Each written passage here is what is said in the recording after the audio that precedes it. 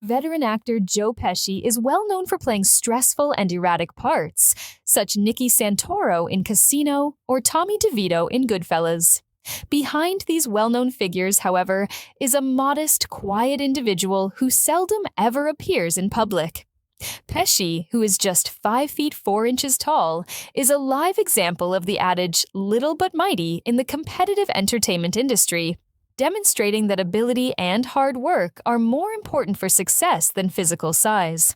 In addition to his spectacular highs, Pesci's life has been characterized by a great deal of upheaval. His second marriage ended in a startling scandal when his ex-wife, Claudia Harrow, was found guilty of plotting to commit murder, which thrust Pesci's name into the public eye despite his full innocence. Pesci's remarkable comeback and his perseverance in overcoming personal adversity, however, are what really make him admirable. It is uncommon for an artist who has declared retirement to return to the screen and receive an Academy Award nomination right away, as Pesci did with his role in The Irishman. Come explore the path of one of the most distinctive and memorable people in entertainment history. What reality drove Joe Pesci to leave the glamour of Hollywood? What mysteries are hidden beneath the limelight and the iconic roles he created? Joe Pesci was born on February 9, 1943, in Newark, New Jersey, into a working-class Italian-American family. His mother was a barber, and his father, Angelo, drove a forklift. Pesci grew up in a blue-collar home, and his father dreamed that his son would leave the struggles of their hard-working lifestyle by going into show business. Pesci was pushed by his father to participate on the children's television program Startime Kids when he was only 5 years old. But the bright lights of the stage did not bring him much pleasure, and he later acknowledged that he felt burdened by the pressure to follow his father's goal instead of his own.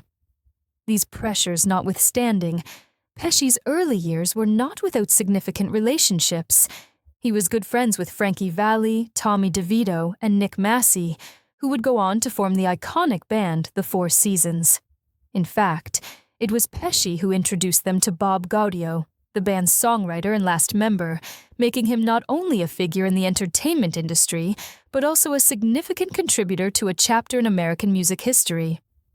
Despite growing up in a poor, working-class setting, Pesci's experiences and connections throughout his early years set the stage for an incredible and surprising journey. He graduated from Belleville High School in Belleville, New Jersey. Rather than starting his career in film, Joe Pesci's first love was music. He joined the band Joey D and the Starlighters in his 20s, playing guitar and singing at local nightclubs. During those years, Pesci gave his all to performing, hoping that music would be his escape from a mundane life.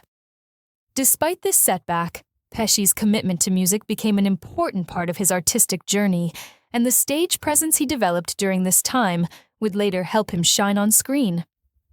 In 1968, Pesci released his first solo album, Little Joe Sure Can Sing, under the stage name Joe Ritchie. The album reflected his seriousness about music, but it failed to make an impact. Pesci started looking for other ways to follow his dreams after his music career didn't work out the way he had hoped. He started acting and got his first part in the low-budget film The Death Collector, 1976, which told a story set in the mafia underworld. Although the film didn't do well and was soon forgotten, Pesci's performance made an impression on those who saw his potential. But Pesci's faith in acting was almost dashed by the commercial failure of The Death Collector, so he left Hollywood, went back to the Bronx, and worked as a restaurant manager to make ends meet. While this might have been the end of many people's dreams, for Pesci, it was only a temporary setback before destiny changed his life forever. When Martin Scorsese and Robert De Niro happened upon The Death Collector while casting for Raging Bull, 1980, they saw Pesci's special potential right away and contacted him, convincing him to play Joey LaMotta, the feisty and complicated brother of boxer Jake LaMotta. Although Pesci was first apprehensive, he eventually consented, and the choice would change the trajectory of his life. In addition to being a gifted actor, Pesci demonstrated his commitment to his craft, on the set of Raging Bull. During a training scene, Robert De Niro broke Pesci's rib by accident. The moment, in which Pesci grimaced in real pain before the camera angle changed, was captured on camera and served as evidence of his commitment. As a remarkable talent in the film industry, Pesci's portrayal of Joey LaMotta earned him his first Academy Award nomination and launched a lengthy and productive partnership with Scorsese and De Niro, a legendary trio that would go on to produce a number of cinematic masterpieces. Despite the difficulties he faced when he first started acting, Pesci's unwavering determination turned him from an undiscovered talent into one of Hollywood's most sought-after performers. But his narrative was far from over. It had only just begun. Joe Pesci worked with Martin Scorsese and Robert De Niro again in the 1990s. Goodfellas, where he played the violent and irascible mobster Tommy DeVito, which won him the Academy Award for Best Supporting Actor and made the character a cinematic classic. Pesci's reputation as a master of playing dangerous but remarkably real characters was solidified when Tommy DeVito was named number 96 on Premiere Magazine's list of the 100 best cinema characters of all time. Pesci's contribution to the screenplay was what really set Goodfellas apart.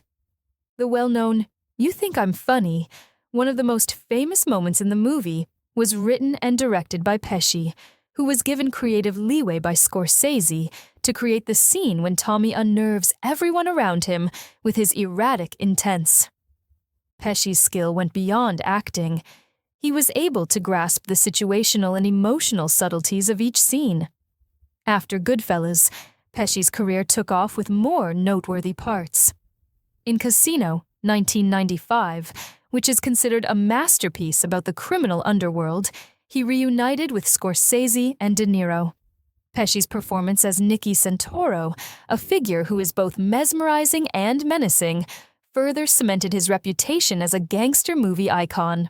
Nevertheless, Pesci's versatility was not limited to violent roles.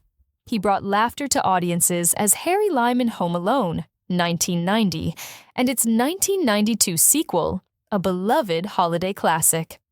It's interesting to note that director Chris Columbus chose Pesci not only because of his acting prowess, but also because Pesci was one of his childhood idols.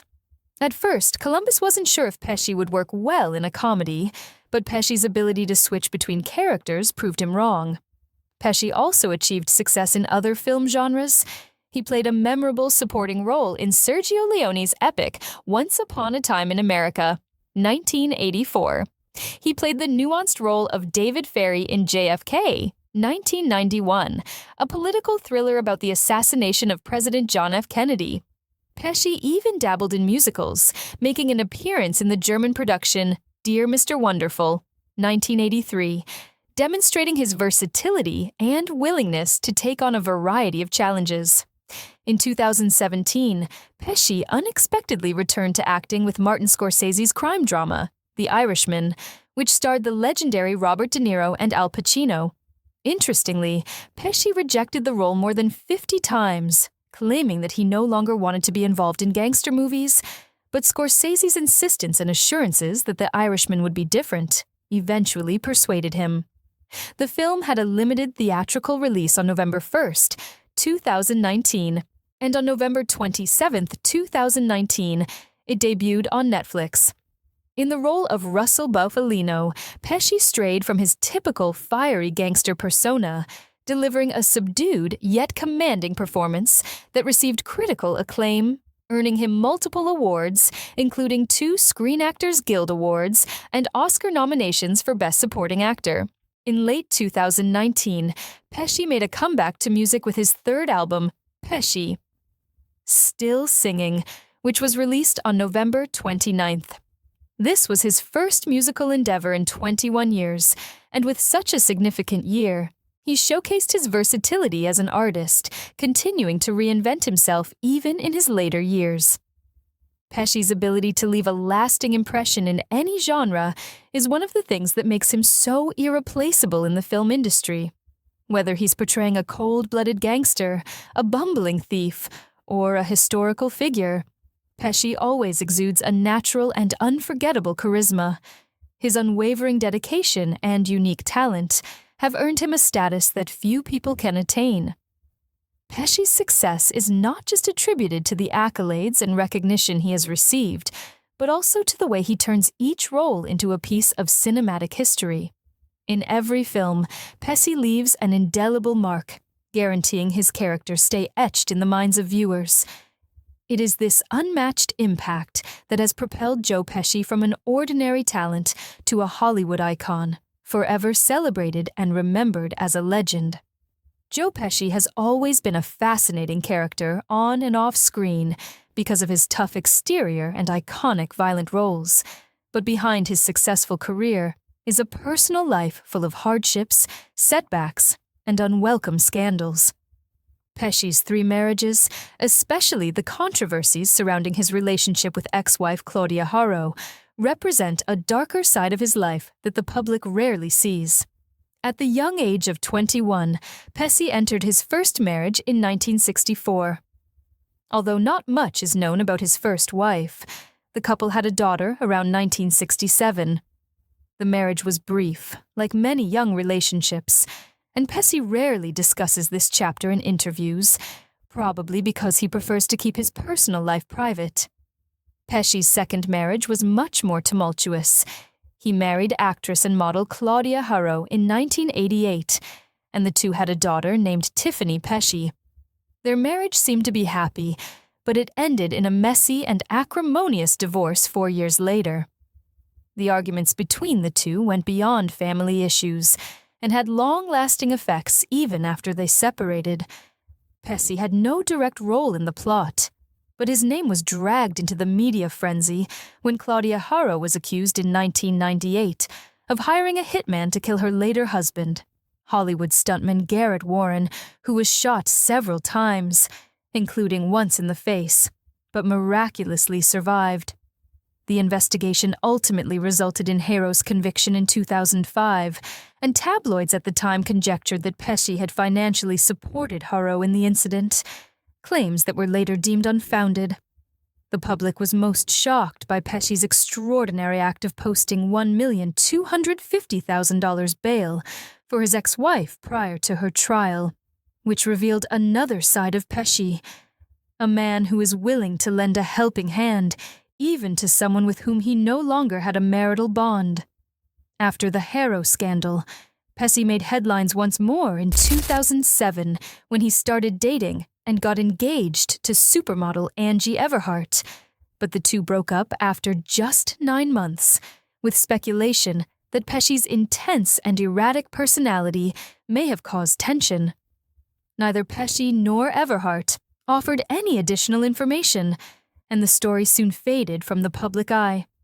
In addition to scandals involving other people, Pesci has also defied injustices in the entertainment industry, as evidenced by his legal battle over the 2018 movie Gotti, in which he was promised a leading role and put in a lot of work, including putting on 30 pounds to meet the character's physical requirements.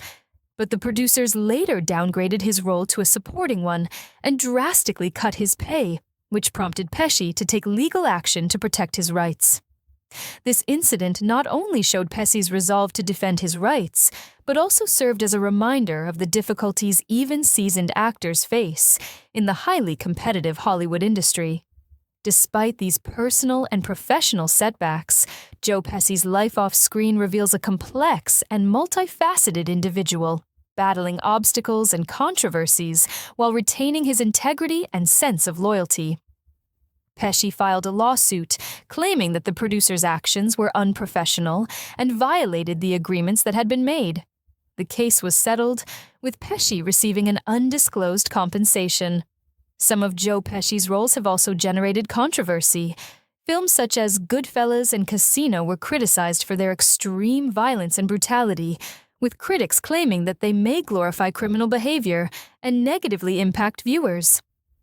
Pesci has consistently insisted that he was just carrying out his duties, highlighting the fact that movies are meant to depict the darker sides of life, not to promote them.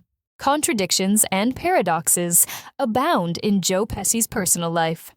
He is known for playing violent and irascible characters, but friends and co-workers describe him as gentle and humble, He has been involved in major scandals, but his responses to them show a man of compassion and generosity. And like his roles, Pesci's life is anything but simple, a string of ups and downs that have changed the public's perception forever. In addition to his intense on-screen persona and iconic roles, Joe Pesci has a lot of interesting everyday stories. In an interview with David Letterman, Pesci talked about how his love of golf helps him relax after the demands of acting. Despite having a handicap of 16, Pesci isn't a pro at the game, but his passion for it is undeniable, and his golfing friends are anything but typical. They include celebrities like Dennis Hopper and Jack Nicholson, and even related a funny story about Nicholson's famous 9-iron incident, in which Jack confronted a driver who had irritated him with a golf club. Pesci's passion for golf is not shared by all of his friends. He once said that his longtime friend and collaborator, Robert De Niro, is not interested in the game, and he laughed when he recalled their time together in an apartment, saying that De Niro would always laugh when he saw Pesci's golf club sitting idly in the hallway. These memories paint a picture of Pesci as a straightforward, everyday man with a relatable, everyday charm. Pesci and Letterman shared a delightfully witty anecdote from the entertainment industry's backstage. Pesci told a story about Dustin Hoffman being called a weasel for not keeping his promise to appear on Letterman's show. And instead of letting the situation escalate, he turned it into a light-hearted anecdote, telling the story with a subtle smile that made the entire audience laugh. Anecdotes like this not only show a more approachable, charming, and witty side of Pesci, but they also provide an intriguing contrast to the harsh, cold-blooded characters that have characterized his career. Following decades of commitment to the craft, Joe Pesci has solidified his status as a great actor and a living legend of contemporary cinema. His gangster roles in Goodfellas and Casino not only characterized his career, but also influenced how organized crime was portrayed in Hollywood. Pesci's portrayal of Tommy DeVito in Goodfellas, with his explosive temper and moments of humor and terror, won him an Academy Award and became a cultural icon, and Tommy DeVito is still cited as a representation of danger, unpredictability, and latent power, an archetype in American cinematic history. Pesci's influence has also been felt in the music industry. In 1998, he released the album Vincent LaGuardia Gambini Sings Just For You, which was based on his character from My Cousin Vinny. Although it wasn't a big hit, it showed that Pesci was open to trying new things. He also worked with jazz musician Joey DeFrancesco on the critically acclaimed album Falling in Love Again, 2003, which also showed off his versatility and unending love for the arts. Beyond his career in acting and music, Pesci made a name for himself as a producer. He produced the Tony Award-winning musical Jersey Boys, which tells the story of the band The Four Seasons' ascent and success. The project was very personal to Pesci because he was instrumental in bringing the group's members together in their formative years. Despite being a private individual who rarely attends public events, Pesci's influence is profound. From his iconic film roles to his contributions to theater and music, Joe Pesci's legacy is a testament to innate talent, relentless dedication, and the ability to push beyond personal boundaries. In addition to securing his place in cinematic history, Pesci has inspired generations of young artists to pursue their passions despite the challenges ahead. Pesci's career accomplishments have been recognized by prestigious institutions, and he was nominated for the New Jersey Hall of Fame in 2013 and 2015. Even though he has stepped away from the spotlight, Pesci is still a constant reminder that art transcends boundaries and touches people's hearts all over the world. After decades of shining a light on the silver screen, Joe Pesci announced his retirement in 1999 and chose to live a quiet and simple life in New Jersey, eschewing the loud press conferences and red carpet appearances in favor of spending much of his time playing golf, a sport he loves, and taking care of his health. For years, he led a low-profile lifestyle, rarely appearing in public, leaving fans wondering about the actor who had been the subject of so many classic films. Pesci, however, never completely gave up on the arts. Following a 2-decade break, he made a surprising comeback in the role of Russell Bufalino in Martin Scorsese's The Irishman, 2019, which not only confirmed his extraordinary talent, but also demonstrated that he is still among the best actors of his generation. Pesci played a mafia boss in the film with a composed yet authoritative manner, a stark contrast to his previously fiery and aggressive gangster roles. His nuanced and brilliant performance received widespread critical acclaim and earned him his 3rd Academy Award nomination, which was an incredible accomplishment for someone who had been off the screen for so long. Even though The Irishman was a big turning point, Pesci had no interest in going back to acting full-time and only took part in projects that truly captivated him or had special meaning for him. For Pesci, art has never been about chasing fame, but rather about following his passion on his own terms. And after The Irishman, he immediately went back to his quiet life, avoiding the commotion of the entertainment industry. A living symbol of cinema and a legend quietly enjoying life his way, Joe Pesci's current life is a stark contrast to the intense, larger-than-life characters he once played on screen.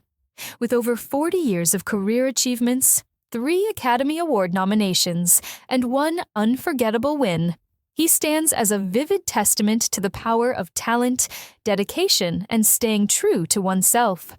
His roles, which range from violent gangsters to comedic characters, have left an indelible mark on audiences and helped his filmography earn over billions of dollars at the box office. Pesci's journey is not only the story of an extraordinary actor, but also a profound lesson in the trade-offs of fame and the importance of living life on one's own terms. At the height of his fame, Pesci decided to retire and live a quiet life, but his triumphant return in The Irishman, 2019, once again proved his timeless brilliance, earning him a 3rd Oscar nomination. Let us know which of Joe Pesci's parts you enjoy most in the comments section below, and stay tuned for more amazing tales about Hollywood icons. Don't forget to press like and subscribe to ensure you don't miss our next video.